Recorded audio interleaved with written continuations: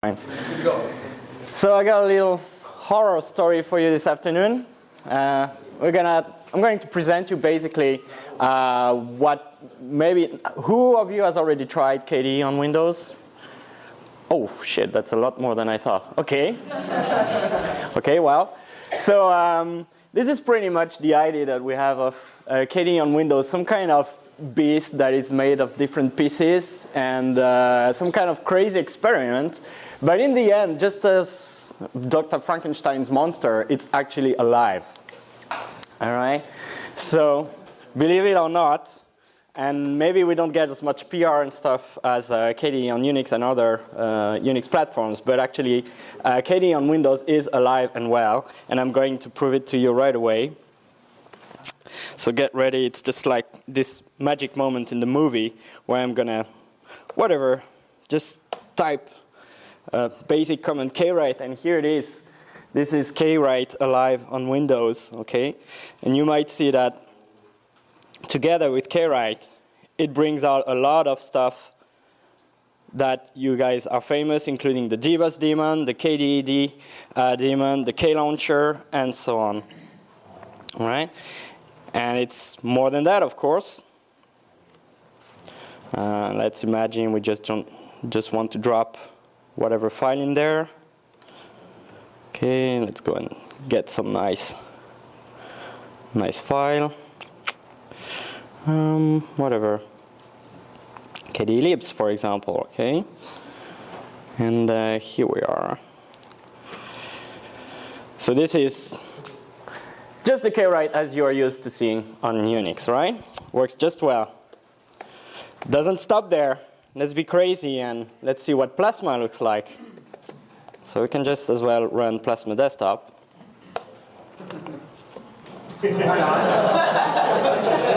It's normal. We can safely ignore it. All right? It's actually just a debugger, so it's nothing critical. Okay, it doesn't seem to be doing much, but now let's have a look at our background. And here it comes. Okay, and the beauty of it is that we can basically mix, it's made so that we can mix both the Windows widgets and the Plasma widgets. Okay, and as you see, it works just as well as others, and as on Linux. Okay, so we have even the nice little animations. All right, we have the add widgets bar in the bottom. So we could have whatever, let's see, application launchers, date and time. Oh, why did it move back from wherever? Okay, let's just go for the KDE window. Does that work? Maybe not. Okay, and there we are. There we were. Okay. It's alive.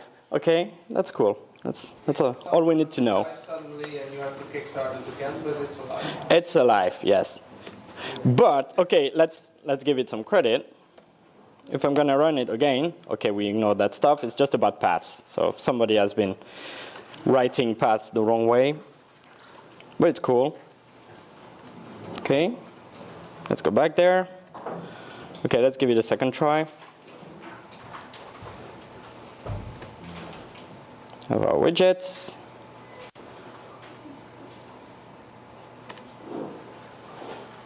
All right, and here we are with the K menu as you know it from Unix. Okay, it's kind of interfering with the other ones, but that's fine. Okay, and we can start all sort of applications. Okay, so we could also have started, for example, do we have in utilities? All kinds. We could have started kwrite from there as well, and so on. Okay. Whoops. Okay. So we're going to discard it. So a bit of history. KDE on Windows is actually pretty old already. It started in 2003, and the first steps were done by Ralph Habaker and Jaroslav Staniek, and it was mainly originally porting of the KDE libs on the Win32 platform. So that was involving adding a POSIX compatibility layer so that basically the code in KDE using the POSIX stuff could run on Windows using the Win32 API. All right? And once they got that running somewhat, it was followed by an installer tool that Ralph wrote as well, which allows for pre-built packages to be for end users to be installed, and some dev tools for the developers to be developing on Windows directly. Right? Currently, we are supporting both Ming, GW, and MSVC, which is the Visual Studio compiler. Versions 2005, 2008 are supported for Visual Studio, and for MingW, it's version 3 and currently MingW 4. Okay? And we are also progressively getting more and more packages. That means more and more applications from the Unix side to the Windows side. We're going to see a list later on of where we are so far. There's still not everything that runs on Unix runs on Windows, but we're slowly getting there, and the main applications are already running, as you have just seen. Okay, so who are these invisible invaders coming from outer space? Yeah? Who is this team of strange people who decided to work on Windows instead of Unix? Well, that's the main people that we have listed historically. So the first, as I said, the first two people to work on KDE on Windows were Ralph and Jaroslav. Then came Holger Schroeder, who wrote the image tool, which we will see is the key of all development on Windows. Then we got Christian Ehrlicher, who worked a lot on packages, implementing packages, working on the installer, working on debugging also, and porting more features from KDE libs. And then we have our most active member currently, which is Patrick Spenrin. Many of you, I guess, know him, at least the Germans. He is currently doing most of the maintenance and most of the bug fixing and build fixes and so on. So he's really our most active guy at the moment. Then we have a younger guy, also called Carlo. Carlo, who is, I believe, 16 or 17. But he's actively working and helping us also with packages and bug fixing. And he has ported a couple of apps on his own. So he's also one of our young but very active members.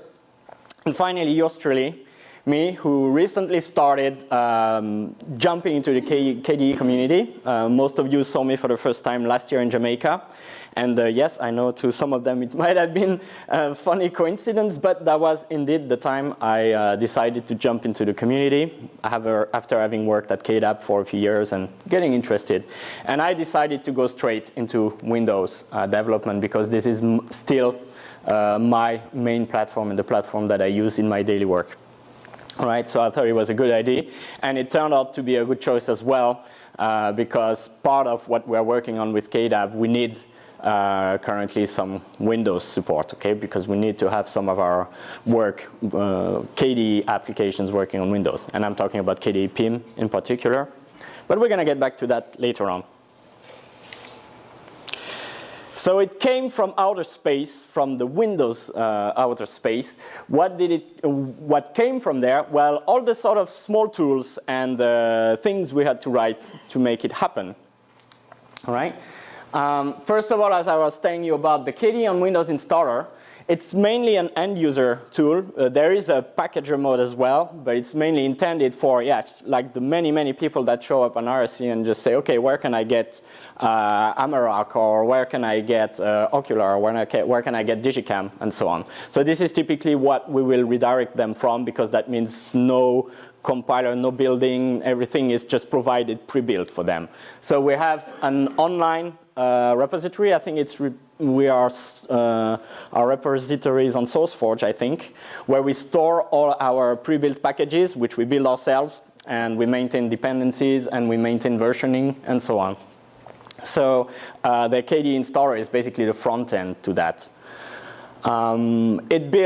It has incremental support, so you can run it a first time for installing, let's say, 1 or 2 apps. Then you can run it a second time to install other apps, and it will automatically detect what you have already installed and basically update what is needed and reuse what is already there. Okay, so you can see you can basically see it as a small package manager for Windows, but it works similarly to the tools you're using on the various Linux distributions. Then more interesting, at least for the developers, and me in particular, is the emerge build tool.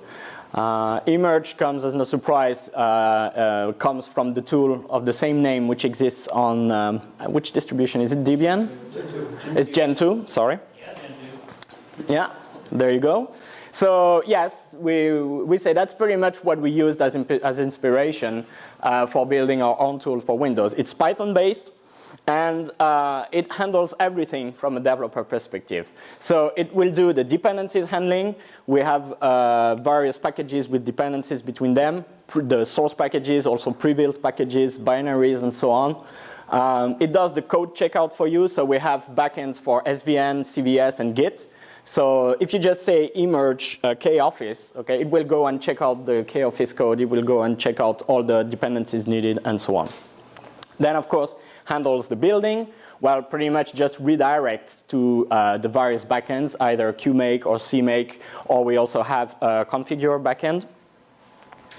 And finally, it has the additional step, optional, but the packaging step, which this is what Patrick does, for example, together with Christian and Ralph, I think, sometimes, which once they got the things built on the machine, they run this package step and then upload them to the servers so that the installer can reuse them. Okay? So that's a very nice tool, very easy to use, and yeah, you can basically build Qt. You can build KDE in as few lines as, you know, emerge KDE base minus apps, and it will go and fetch everything from Qt to the KDE support to KDE libs and all the other packages. Okay, and when everything goes right, which is not so often, but sometimes after Christmas, there's a day where you have a chance and you type that and you can actually get a full build all the way with everything ready. But okay, I'll be honest with you, it doesn't happen really every day. There's always something breaking at some point or the other. And finally, recently we also had our first build form set up, so we can have automated daily builds on Windows.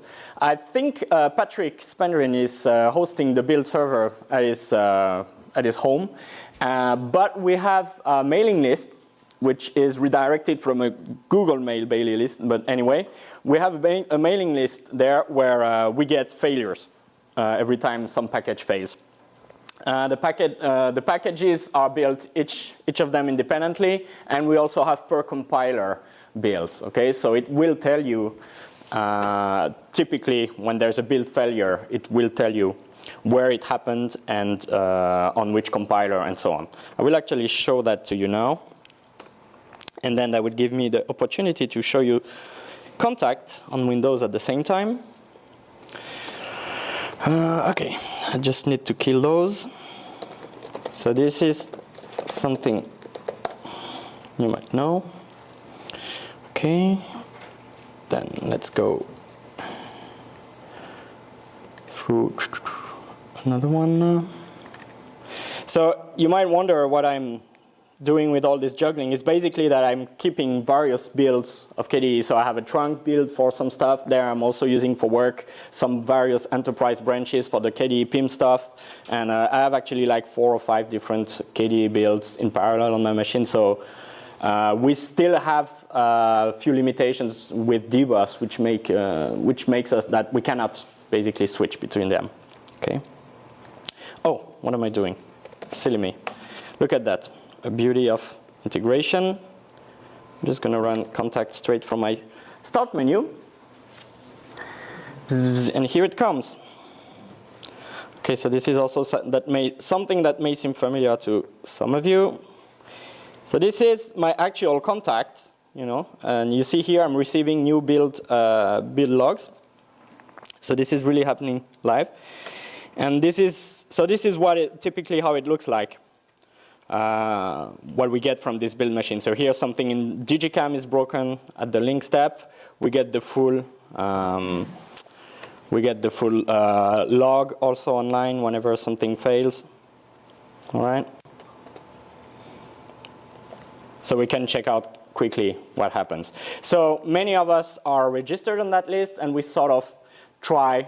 We don't really have strict assignments, but we try in a way to have to keep things building as much as we can. So the first one who gets to fix it will do it.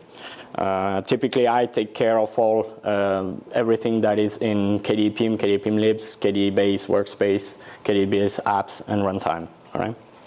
But I know that Patrick takes care of everything in related to Digicam or Okular and so on. So this is just a few examples. And as you can see, we also have Contact here running with the nice Oxygen style, all right? Including the calendars and so on. So it's really something that we have worked on a lot with KDE over the past year, or even year or two.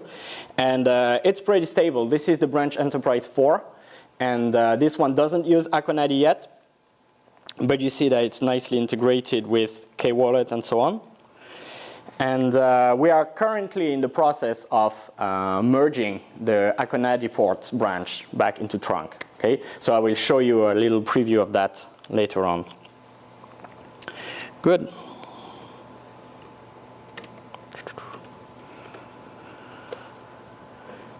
Good. So a little word on dbus. Of course, most of all of this is dependent a lot on getting dbus to work on Windows, and we don't yet have an officially supported release. But as you can see, it's really working. I would say 98, 99% of the time, it's really working reliably now when you are in the typical one-user context. So the situation is we have the original dbus repository that is hosted by the freedesktop.org. So that's the Git repository on FreeDesktop. It's currently in the 1.3 branch. But the dbus we're using on Windows is this one is the one that we'll be using by standard. It's a fork of the 1.2 dbus that was made by Ralph, and that is maintained separately by him. But these two have forked fairly significantly now, and he's not actively intending to bring it back. So this thing here is pretty stable, working well on Windows, but it has diverged from the one from FreeDesktop. So we have an initiative that we have started last year, which is called dbus for Win, which is an initiative at trying to reconcile the Win dbus tree and the upstream dbus from FreeDesktop. Right? In addition to that reconciliation, we are also adding additional support for per user session buses or multiple bus session buses running in parallel, right? In my case, that would be a great help because as you see, I have like one KDE running with some development stuff and the KDE trunk and the KDE stable for my KDE PIM and so on. So the problem is that every time I want to switch between each of those, I have to KDE init terminate all the processes so that it kills the daemon, and then I have to restart a new one and so on. Okay? So part of our work is in this branch called dbus for Win, non-C TCP. And that is also more secure, well, that is a very secure mechanism, which we're also using to make sure that basically when two different users have different sessions in the machine, that they cannot cross to each other's, each other's objects and each other's services. So, let's go and look a bit more now, an overview of what there is out there still to look and still to discover. What are the core technologies that we have so far? What we have running, as we have seen a bit so far, is Plasma, somewhat running when it doesn't crash, let's say. We have Plasma, but I mean, it's working pretty well. As you can see, we have Plasmoids, we have the Plasma desktop that integrates nicely on top of the Windows desktop. We have Akonadi, as well as Nepomuk. These two are recent, it's kind of recent work, but we got them working on Windows using the Virtuoso backend. And yes, they are pretty stable now and running actually just as well as on Linux.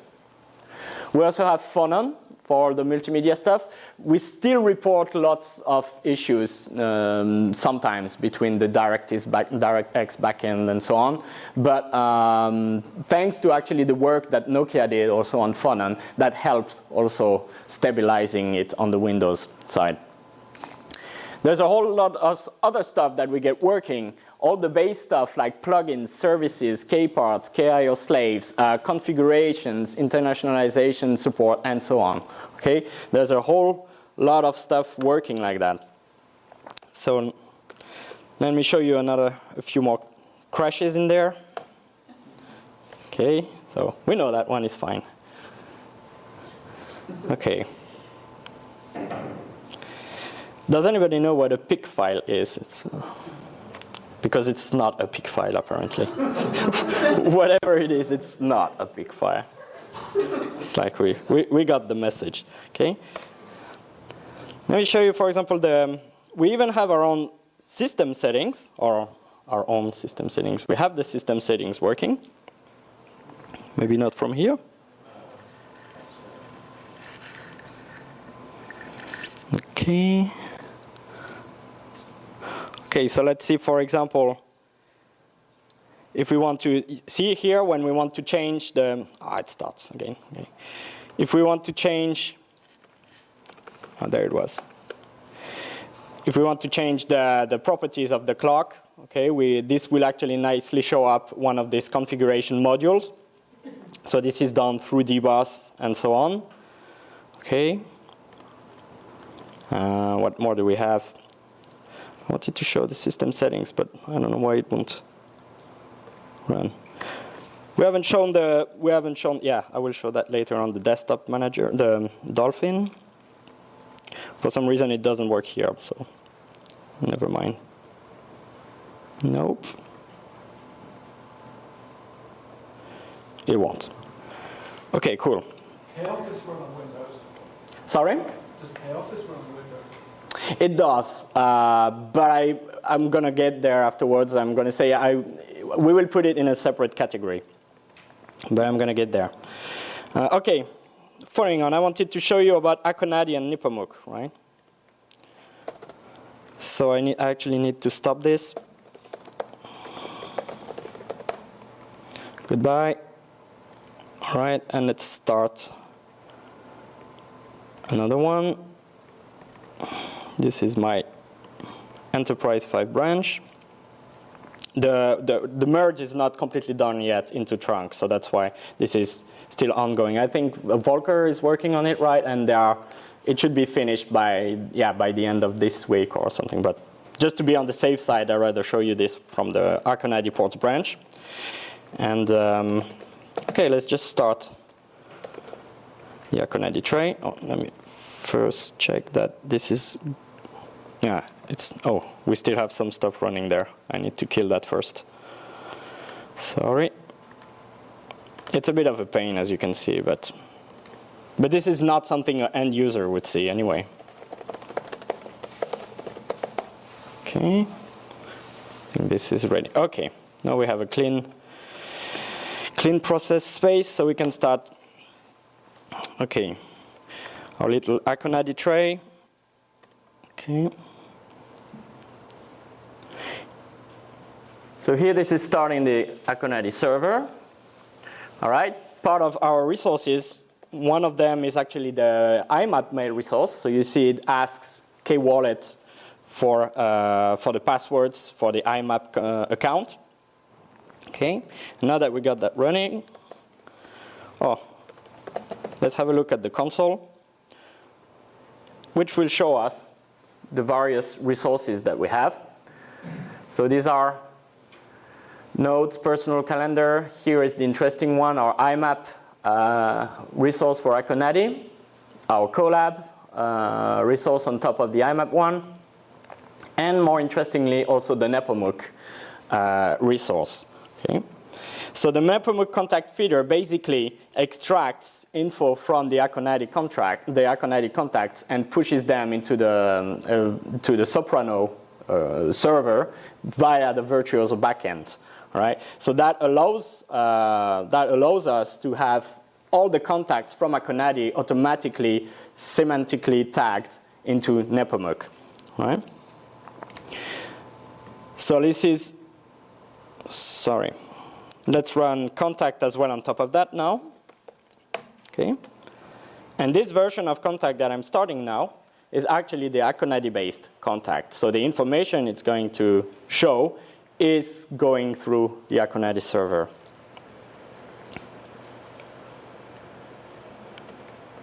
It takes a bit of time because it's the debug build. I thought I heard somebody saying, yeah, but yeah, I promise. You're sorry? Tell a joke. Well, here's a good one. Okay. No, the good joke is that it hasn't crashed yet. You see, that's it. So here we go. And for those of you who followed the blog post that I posted a few weeks ago, yeah, you all noticed that our colleague Volker was taking very long coffee breaks. Okay, because his coffee breaks are actually 1 hour long coffee breaks. Yes, yeah, he takes them 1 hour, so which is quite a lot. But at least he has decency to send us an invitation when he takes one of them, which is cool, you know. So, yeah, as you can see. So that's the mail part of contact. So all these mails are stored in the Akonadi database. So we could find them by going to DB in the DB browser here. See, we have the PIM item table. Okay, so this is just a very basic and simple front end to MySQL. And in this table, where it doesn't show much because it doesn't show the blobs, but this is where the mails are stored. So here, this doesn't use any more files on disks or anything like that. This is all stored in MySQL, in the MySQL database. Same thing, no connection to the IMAP server, fine. Okay, we have it working for contacts as well. So here it's going to go and fetch the contacts from Akonadi through the collab resource. Okay, there's a lot of test ones in there. Even a kaputter Eintrag. Does that mean something like broken entry or something? Yeah, I think it is, yeah. That's pretty cool. Okay, and more interesting, and as well, we have the calendar side, which I believe was the one we started with. We started by porting the calendar. Address book was the first one. Okay, so here you see this is also using our collab resource on top of the IMAP 1. And if we go back to December, because there we don't have much, we haven't done much in January. Here you actually see in the agenda view. I don't know why it doesn't show them in. Are you in the wrong time zone? Am I in the wrong time? Oh, in the wrong time zone. Well, they should be day events anyway, so we should see them. Okay, no, we shouldn't see them. Hey, that was almost 10 minutes. Yeah, that was a lot more than I normally have it working, yeah? So you see, the cool thing is that, yeah, this works also. This is also working on Windows. One last thing I wanted to show is, yes, that was a question I wanted to ask you before. The Nepomuk search, do we have it, can we run it through contact directly? Yeah, there's Nepomuk search is integrated into Kmail, so if you do a search in Kmail, that's what I'm going to try, yes. so there's no client-side searching anymore. And you can keep that search around and do live update, do searches based on tags, so anything you can do in Nepomuk. We basically replaced all of the Kmail search with an interface to Nepomuk, which by the way uses Sparkle stuff, so if you were running Tracker, you could conceivably be using the search through Tracker. Yes. KDE SC 4.4 is you might want to have 4.5. So here's an example. Here in the KDE console, in the Akonadi console, we're just going to do a search. This is a SPARQL query, and we are going to search for Volker, which we know is in our test contacts. All right, and here you see it gives us. It actually these IDs here are the contact IDs of in the contact part of Akonadi. Okay, so we used here Nepomuk to search for data that its own agent has extracted automatically from Akonadi and put in its database. So you can say as, yeah, here Nepomuk is our search engine, all right? And in addition to being a search engine, it's also our indexing engine. Cool? So we said that here, maybe you can guide me. So there, if I'm in Kmail, I'm going to, okay.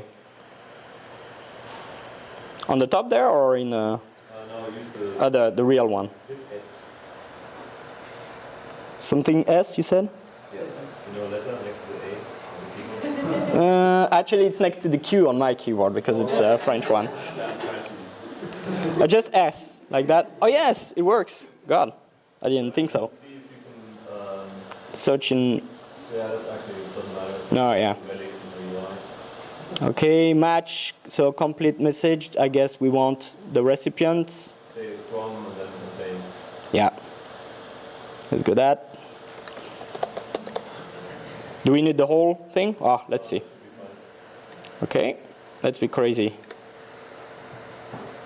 Try doing local search. Okay. Maybe it needs the whole name. No. Okay, well, it worked from the console as well, at least. Okay.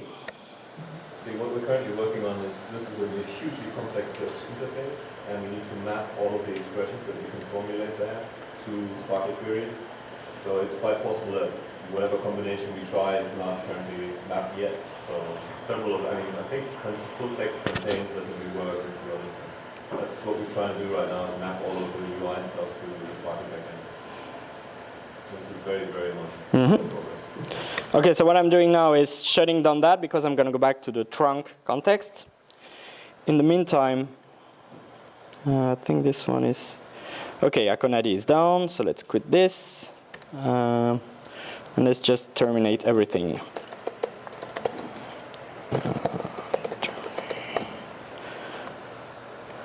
Good, looks like it's dead. So, following. We have these two here, Strigi and Solid, are the two core parts that are not really completely done yet, but they are getting there.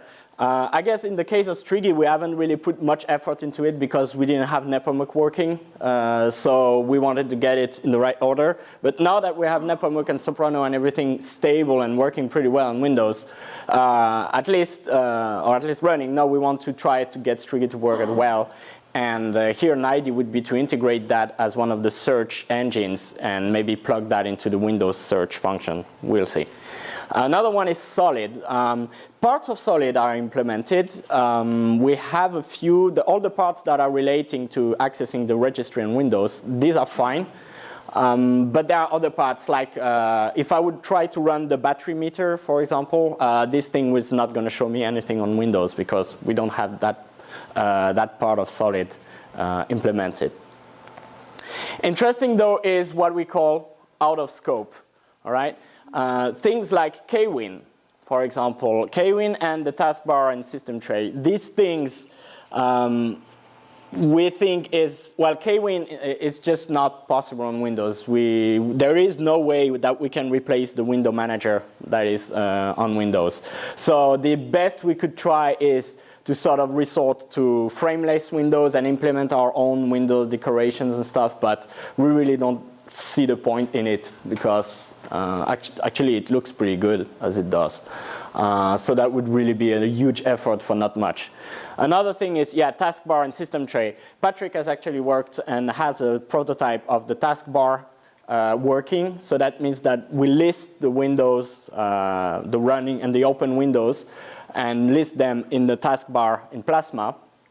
But there again, we have problems with what happens to windows that are created outside, and we do have a few problems with integration. Even worse for the system tray. As much as having the KDE system tray host properly the KDE applications, there is no way we can manage to hook in the applications from the core, like the native Windows applications. And there again, we don't really think there is much point in it. Okay. That's now, this is mostly my opinion, and what I'm going to say now is mostly my view of things, which maybe the other guys or maybe you don't share. But I personally think that a good combination is to have Plasma as the desktop for basically what you see here when you have no windows open. That here actually Plasma is a great addition because the desktop on the default desktop on Windows kind of sucks. You know, it has these few widgets which are a bit useless, except maybe that one. And yeah, you cannot do much on it. Yeah, and so here Plasma Desktop is a really great addition. But on the other hand, I think that especially on Windows 7, here the taskbar is running pretty well. This item, the status tray is working pretty well as well. So I think that it doesn't make sense to try to replace this part here, which is nicely integrated with the rest of the operating system. It's better to try to complement it, and complement it, for example, with the desktop stuff. But that's my personal view, so maybe you don't share that. Sorry, just a question about the Sure. system tray. Yes. Is it possible for KDE applications to appear in the Windows system? Oh yes, that's currently even what is happening, yes. Is that using the status notifier item?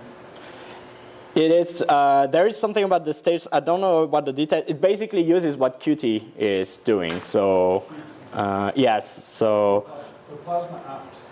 Yeah, here you see, for example, you would see the I can run it again, just a sec. Yeah, what was your next question? I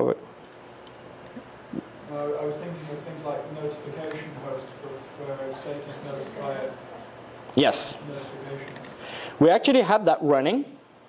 For some reason, it shows up here at the top of the screen, but the status notifier is also running on, we have it running on Windows. So when I get new mail, for example, I will see a notification here telling me new mail arrived on something. I'm not sure why it arrives, why it's shown up there, but that's why it's shown. So maybe because of status tray issues. It needs the system tray to show everything. Okay, so I guess since we don't have that on Windows, we resort to just centering it at the top. Yes, makes sense. But here, for example, if I run the Akonadi tray, you see here, it appears down there, okay? Just like a normal Akonadi thing.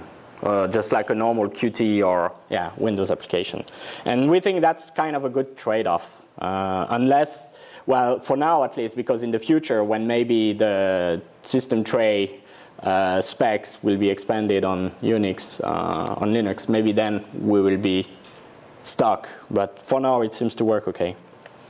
We can have notifications, we can have balloon informations, we can have all the stuff. But right now the icons that use the new spec, if they don't find the device server of the new spec, just fall back to the old one, so they use the cheap one, so they just work as well on. Okay. You see, I didn't even know that was how it was working, so cool.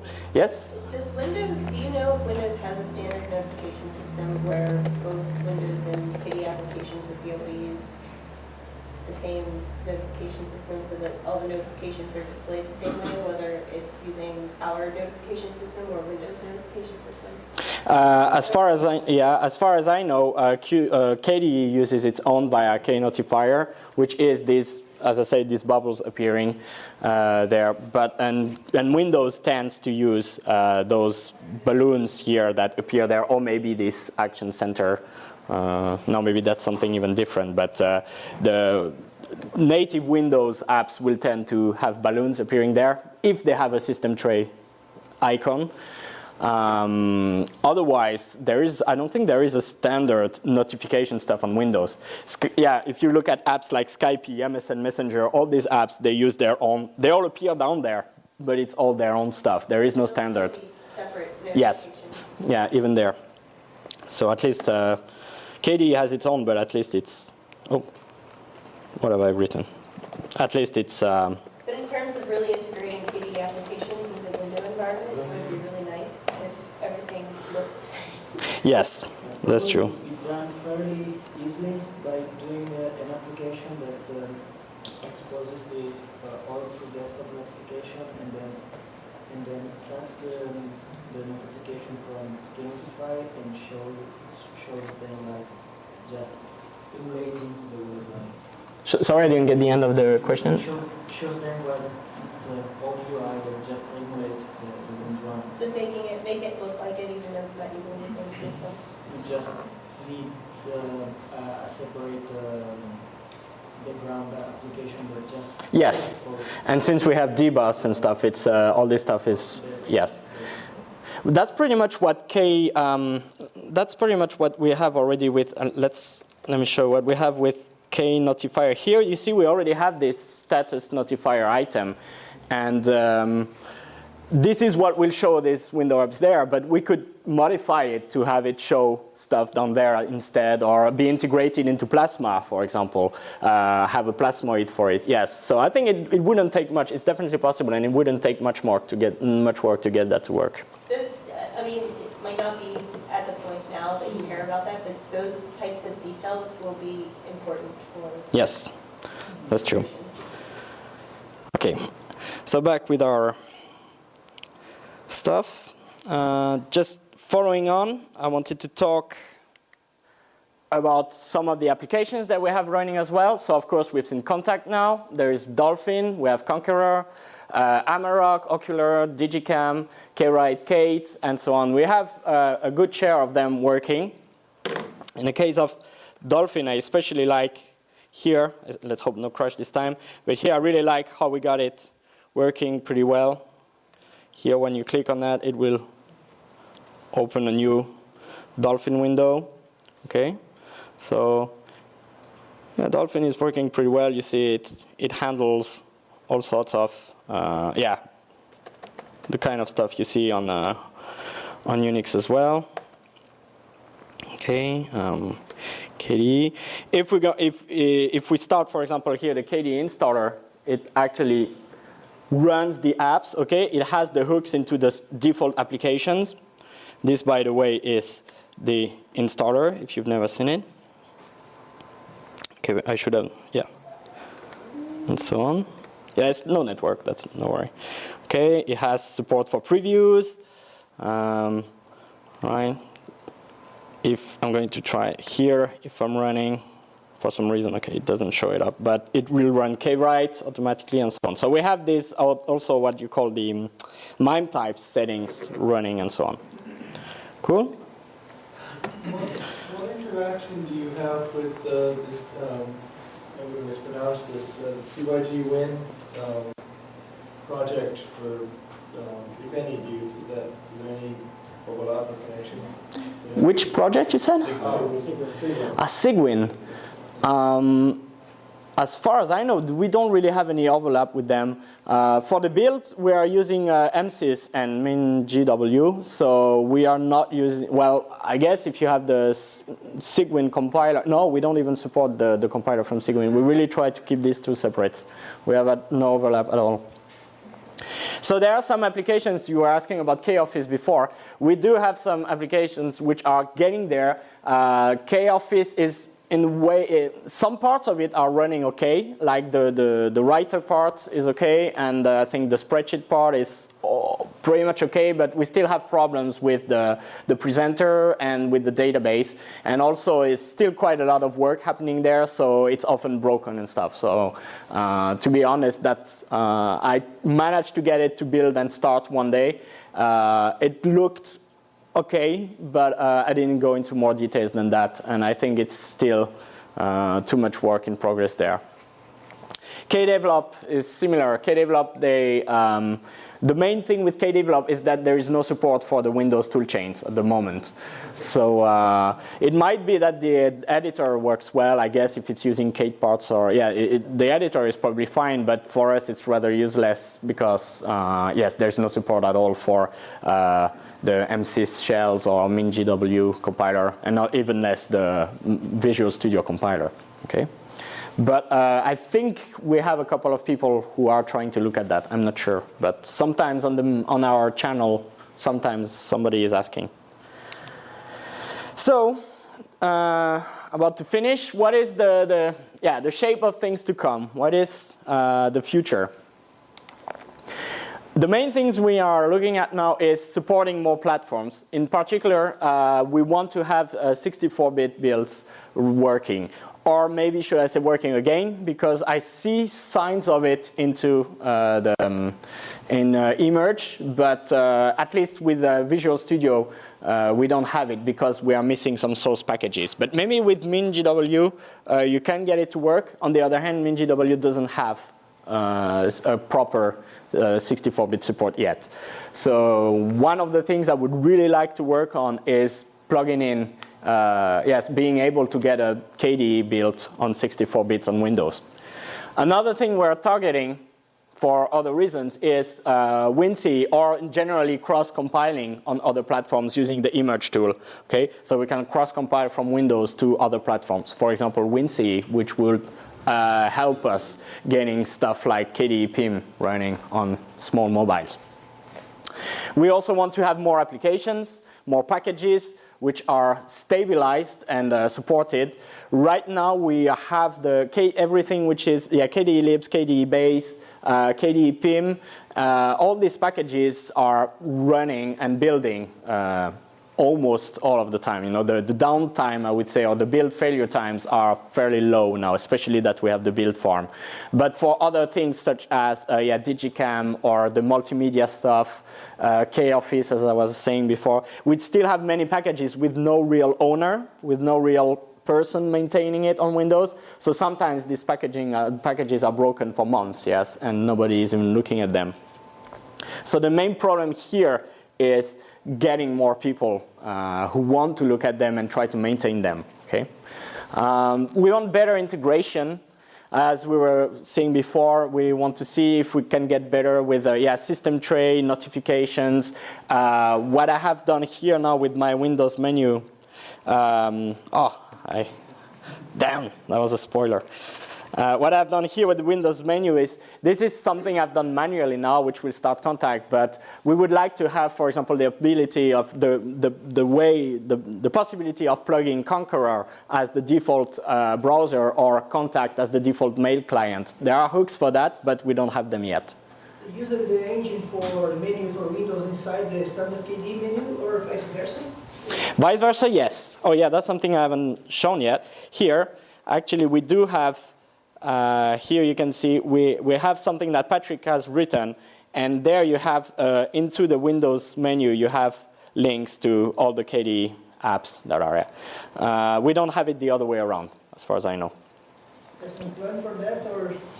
No, I don't think that's something very high priority, but why not? For example, the logout and things, functions from the KDE menu are not doing anything. Although it's not really hard to do, it's just I don't think anybody has really looked at it. Nobody really has an interest in fixing that. Okay, in this case it's a matter of manpower.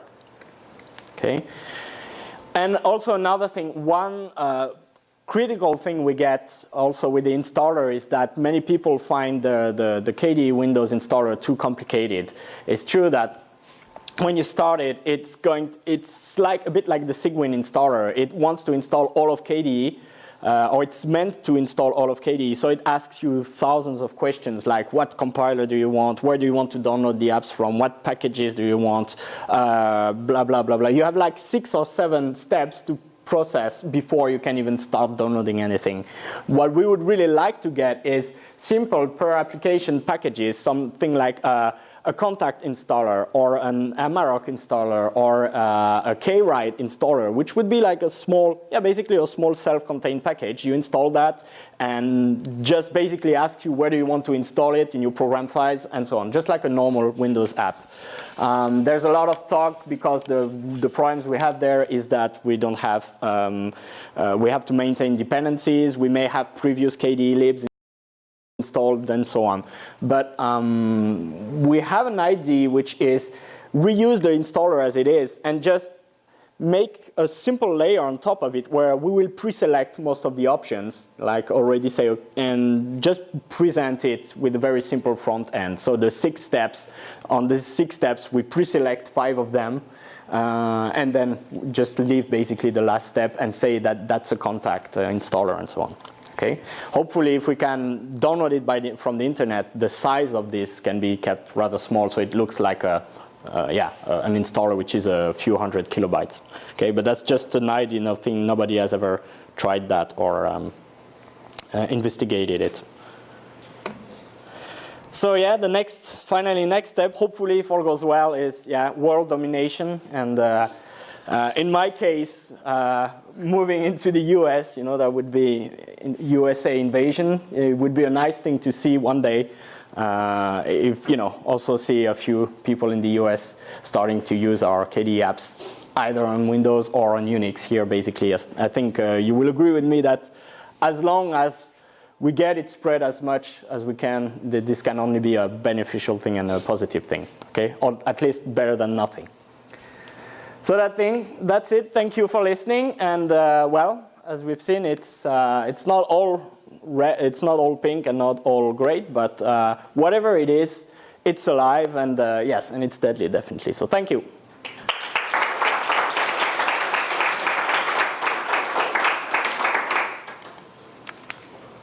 Do you have any questions, by the way? Fine. Oh, yes? Now, when you were showing it, it had the oxygen theme. How well does it look with the Windows theme? That's a very good question. Not so great. I can show you. Yes, that's one of the things which I'm trying I would like to change, but it's kind of hard, is that the default Vista style doesn't look good at all. Let me see. Yeah, exactly. I think that's the whole point. It doesn't look good at all. Yeah. It doesn't matter what application is showing it. Exactly. So I think I still have it somewhere. I can. Yeah. Well, I would need to go and change the settings. Oh, maybe in the system settings. If I haven't shrunk here. Yes. Yeah. Settings. Without the dash. Is it without? Oh yeah. Good. You know that. Good. I use it. I'm a KDE on Windows user. That's very nice. That's good to know. So appearance. So by the way, here you see is our control panel for Windows, which you might recognize. And style here. Let's say Windows Vista. So here it looks okay, yeah, sure. But now let's close that and run let's just run Dolphin actually, and then you will understand. You see, it doesn't really look that much great anymore. Or if you run kwrite, that's actually not so bad. It's just an ugly style. Sorry. Yes, the style is ugly. I agree. It's really, and it's even worse when you're running contact. Okay, I don't think we can run it there. No, I'd rather not anyway. It's gonna screw my whole folders, whatever. But yes, the main problem is the default style. But as soon as you enable Oxygen, then poof, things become really, really nice. Yes, and actually much nicer than other Windows apps. In terms of desktop integration, if you're trying to get random not KDE users to use this on Windows. But it doesn't have to look like Windows applications, because there are no Windows applications that look like Windows applications. Yeah, I agree. Yeah, there's no real standard. Yeah, I mean, Windows Messenger is completely different from, I don't know, Windows Mail or chat applications or email or Microsoft Office applications. Exactly, it's true. I was going to say, if you have a look at Outlook, yes, or Office, yes, they look, yeah. They have their own, even have their own window frames and stuff. So it's. I think here here we would have the advantage that at least it would be consistent across all of KDE. We at least have the same style. I think if we would apply a random theme to every application that is installed, it would feel more integrated for the end user. That's true, because then people would say, yeah, that's right. Yeah, that's good. Yeah, that's a good idea. And we should have different styles for the notifications as well, and yes. Yes, I know. I was done. I was just answering people. Too bad there's another one. Is it possible to install contacts in the starter? Yes, the installer has a KDE PIM package. Yes, sure. That's a recent, is that a recent addition? That would be the latest version of the installer is Still the state. yeah, no problem. So, but it the trunk should, yes, it should be a recent version from last 2 months or something like that. Okay. Yes. Yeah, the installer has most packages anyway. Thank you.